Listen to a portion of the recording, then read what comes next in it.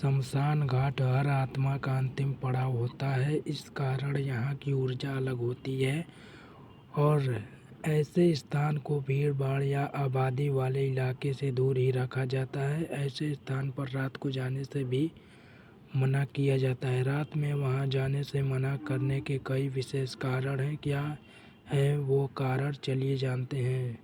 जब आत्मा शरीर छोड़ती है तो उसके लिए वह शरीर छोड़ना आसान नहीं होता। कुछ आत्माओं की अतपता उन्हें इस संसार में रोक ही लेती है। ये आत्माएं अब नकारात्मक ऊर्जा का ही स्वरूप है, क्योंकि इसमें असंतोष है। यह भी माना जाता है कि भगवान शिव और माँ काली शमशान घाट के भगवान हैं। क्या आप जानते हैं कि रात में शमशान घाट जाने से क्या होता है?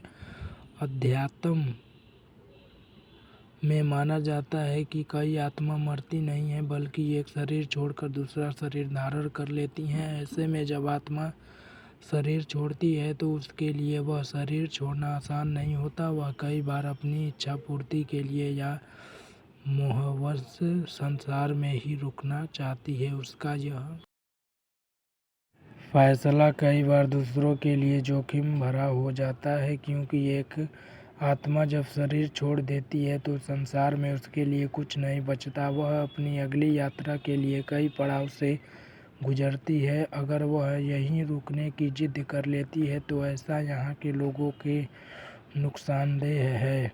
आत्मा की ऊर्जा जीवित लोगों की ऊर्जा से बहुत अलग होती है और उसका ऐसा ठहरना प्राकृतिक भी नहीं।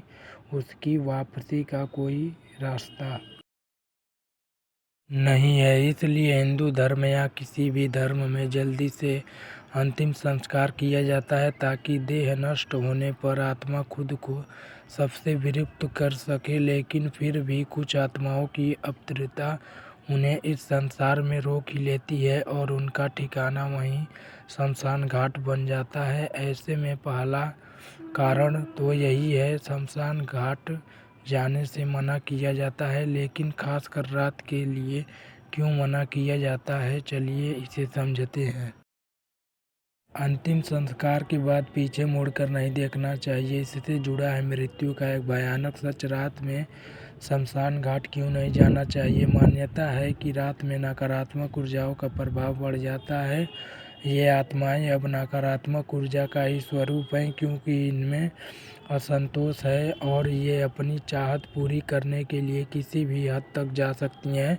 ऐसे में जिन लोगों का ऑरा कमज़ोर होता है उन पर नकारात्मक ऊर्जा जल्दी हावी हो जाती है। इसलिए औरतों को भी शमशान घाट जाने मना किया जाता है, क्योंकि वो अत्यंत संवेदनशील होती हैं और भावुकता उनकी आभा को कमज़ोर कर देती है।